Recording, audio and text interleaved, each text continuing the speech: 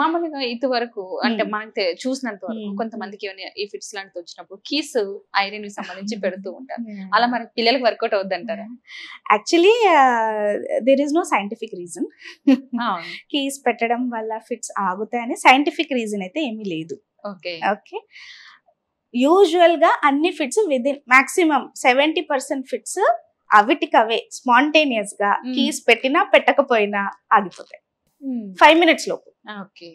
5 minutes లోపు 70% fits అవిటికవే వచ్చినప్పుడు ఆగిపోతాయి. మనకు అనిపిస్తుంది కీస్ వల్ల ఆగిపోయిందని, కానీ నేను కీస్ పెట్టకున్నా కూడా చాలాసార్లు అవిటికవే ఆగిపోతాయి 5 minutes లోపు.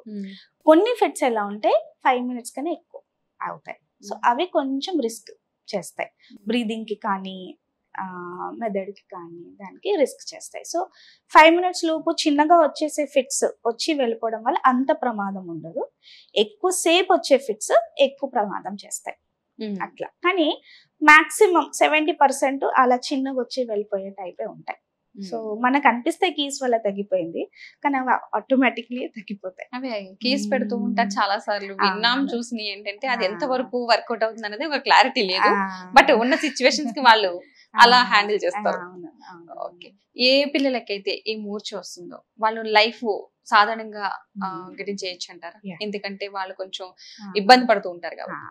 సో చాలా మట్టుకుగా ఇప్పుడు కొంతమంది పిల్లలలో ఫిట్స్ అనేది ఒకటే ప్రాబ్లం ఉంటుంది, మిగతా ఏ ప్రాబ్లం ఉండదు. బ్రెయిన్ డెవలప్మెంట్ కి సంబంధించి అంటే నడక, మాటలు, చదువు అవన్నిట్లో బాగుంటారు, కానీ ఫిట్స్ అప్పుడప్పుడే వస్తున్నాయి, ఆ రకంగా ఉంటాయి.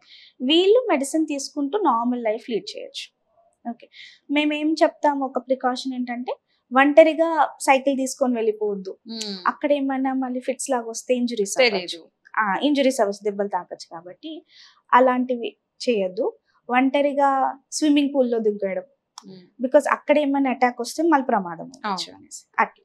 సో ఈ 2 యాక్టివిటీస్ కొంచెం సూపర్విజన్ లోనే, అంటే అడల్ట్ అక్కడ ఉండాలి, ఎంబడి చేయండి, చేయొద్దని కానీ అడల్ట్ సూపర్విజన్ లోనే చేయండి అన్నట్టు అంటాము. But they can lead normal life medicine తీసుకుంటూ అట్లా. కానీ కొంతమంది పిల్లలకి ఫిట్స్ తో పాటు వేరే ఇష్యూస్ కూడా, అంటే డెవలప్మెంట్ లేట్ ఉండడము, చదువులో కొద్దిగా స్లో ఉండడము, ఆ రకంగా కూడా కొన్ని అడిషనల్ ఇష్యూస్ ఉంటాయి, వాళ్ళు కొద్దిగా వెనకాల పడతారు. ఇవి వంశపారపర్యంగా చాలా మందికి మూర్ఛలు అనేవి వస్తూ ఉంటాయి. వాటికి పర్మనెంట్ సొల్యూషన్ ఉండదు అంటారు, ఎందుకంటే వంశపారపర్యంగా వచ్చింది కాబట్టి ఇంక వీళ్ళు కూడా కంటిన్యూ చేయాల్సిందే అంటారా? ఒక ఫుల్ స్టాప్ ఉండదా? సో దీన్ని జెనెటిక్ ఎపిలెప్సీస్ అంటారు. ఇవి యూజువల్లీ జీన్ ప్రాబ్లమ్స్ వల్ల వస్తాయి, కానీ దీనికి మెడిసిన్స్ వాడుకోవాల్సి ఉంటుంది. కానీ పర్మనెంట్ క్యూర్ అంటూ కొద్దిగా కష్టం. క్యూర్ అనేది కష్టమే. ఓకే, ఇంకోటి ఏంటంటే ఇది ఎపిలెప్సీ. దీన్ని ఎపిలెప్సీ, ఇప్పుడు సీజర్స్ వేరు, ఎపిలెప్సీ వేరు. ఎపిలెప్సీ ఏంటంటే సీజర్స్ మళ్ళీ మళ్ళీ వస్తే అది ఎపిలెప్సీ అంటాం. ఒక్కసారి సీజర్ వస్తే అది ఎపిలెప్సీ ఉండొచ్చు, ఉండకపోవచ్చు. కానీ మెడిసిన్స్ లాంగ్ టైం ఎపిలెప్సీకి వాడతాము, సీజర్స్ కి కాదు. 2 డిఫరెంట్ టర్మ్స్. ఓకే, సో ఎపిలెప్సీకి ట్రీట్మెంట్ వచ్చేసి ఫస్ట్ మనం మెడిసిన్స్, మందులు వాడుకోవడం. ఏవైతే కొంతమందికి బాగా ఎక్కువ వస్తుంటాయి, మెడిసిన్ వాడినా కూడా సీజర్స్ వస్తూనే ఉంటాయి. డైలీ ఫిట్స్ కూడా ఉంటాయి, అంతవరకు సివియరిటీ కూడా ఉంటుంది. కొంతమందికి డైలీ 3-4 times అంత సివియరిటీ కూడా ఉంటాయి. అటువంటి వాళ్ళకి రిఫ్రాక్టరీ ఎపిలెప్సీ అంటారు. వాళ్ళకి వేరే మొడాలిటీస్ ఆఫ్ ట్రీట్మెంట్ ఉన్నాయి, అంటే డయట్ పరంగా కిటోజెనిక్ డయట్ అనేసి ఉంటుంది. డయట్ పరంగా చేంజెస్ చేసుకుంటే దాన్ని కొంచెం మనం కంట్రోల్ చేయొచ్చు. ఎపిలెప్సీ సర్జరీస్ కూడా ఉన్నాయి. సర్జరీస్ ఉన్నాయి, ఎపిలెప్సీ సర్జరీస్ ఉన్నాయి, కానీ అవి అన్నిటికీ వర్కౌట్ అవ్వవు, కొన్నిటి మాత్రమే. కానీ ఇది సర్జరీ చేస్తే నయం అవుతుందా లేదా అని డాక్టర్ చెప్పేస్తారు. ఇది సర్జరీకి ఓకే చెయ్యొచ్చు, దీనికి అసలు చేయరాదు అని డాక్టర్ చూసి చెప్పేస్తారు. కానీ there are epilepsy surgeries now, and there are ఇప్పుడు స్పెషలైజ్డ్ టెక్నిక్స్ ఉన్నాయి, కొత్త డెవలప్మెంట్, కొత్త మెషిన్స్ వచ్చాయి. దీనివల్ల సర్జరీ చేశాక ఇట్లా ఎక్కువ ఫిట్స్ వచ్చే వాళ్ళకి కొద్దిగా మెడిసిన్స్ తగ్గించుకొని సింగిల్ మెడిసిన్ మీదకి వచ్చేసారు, లేక మెడిసిన్ కూడా ఆపనీకి వచ్చేసింది కొంతమందికి. అంటే ఈ మెడిసిన్ వల్ల ఏమైనా సైడ్ ఎఫెక్ట్స్ వచ్చే అవకాశం ఉందంటారు మరి వాళ్ళకి? ప్రపంచంలో ఏ మెడిసిన్ తీసుకున్నా Side ఏదో effects. ఒక సైడ్ ఎఫెక్ట్ ఉండేది. ఖచ్చితంగా. యాజ్ సింపుల్ యాజ్ మనం హెడ్ ఏక్ ఒక పారాసిటమాల్ టాబ్లెట్ వేసుకుంటాం, అవును. దానికి కూడా సైడ్ ఎఫెక్ట్ ఉంటుంది. కానీ మనం ఏదైనా రిస్క్ వర్సెస్ బెనిఫిట్ చూసుకుంటాం. అంతే. ఓకే, నాకు బెనిఫిట్ దాంతో ఎక్కువ ఉందంటే ఆ చిన్న రిస్క్ నేను తీసుకుంటా. మనం రోడ్డు మీద వెళ్తుంటాం, యాక్సిడెంట్ అవ్వచ్చు, అలా అని చెప్పేసి రోడ్డు మీద వెళ్ళడం ఆపేస్తాం? లేదు. వెళ్తాం, మనకు తప్పదు. తెలుసు రిస్క్ ఉంది చిన్నగా, జాగ్రత్త. కానీ జాగ్రత్త పడతాం. దీంట్లో కూడా అలాగే జాగ్రత్త పడతాం. మెడిసిన్ తీసుకుంటూ యాజ్ అ డాక్టర్ నేను ఒక మెడిసిన్ రాసే ముందు 10 సార్లు ఆలోచిస్తాను. ఈ మందుతోటి బాబుకి ఉపయోగం ఎక్కువ ఏమైనా అవుతుందా, ఏమైనా హాని అవుతుందా అనేసి 10 సార్లు ఆలోచించి మేము ఆ మెడిసిన్ ప్రిస్క్రైబ్ చేస్తాం. ఓకే, యాజ్ అ డాక్టర్ నా పని ఏంటంటే వాళ్ళకి ఫిట్స్ కంట్రోల్ చేయడం అండ్ సైడ్ ఎఫెక్ట్స్ కూడా మానిటర్ చేసుకుంటూ ఉండడం.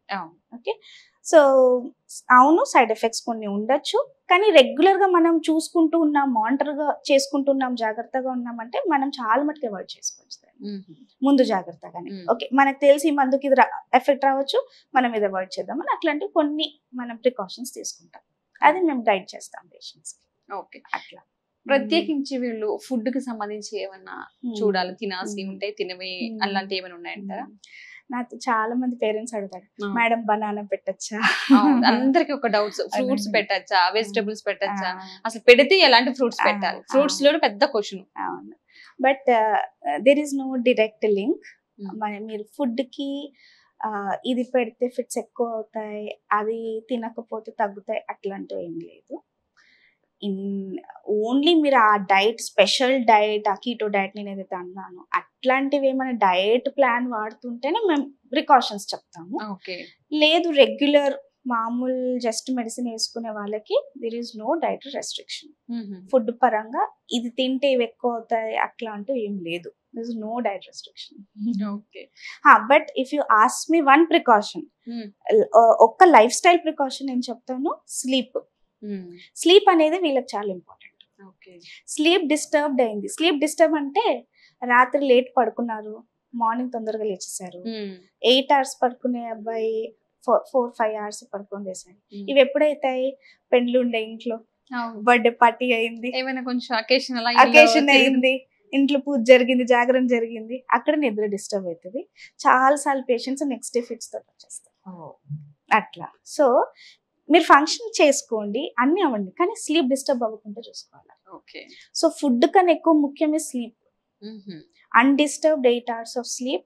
వీళ్ళకి స్లీప్ హైజీన్ అన్నిటికన్నా మోస్ట్ ఇంపార్టెంట్. నేను టైం పడుకోవాలా, టైంకి లేవాలి, అదొక్క ప్రికాషన్, అదొక్క లైఫ్ స్టైల్ ప్రికాషన్ వల్ల తీసుకోవాలి.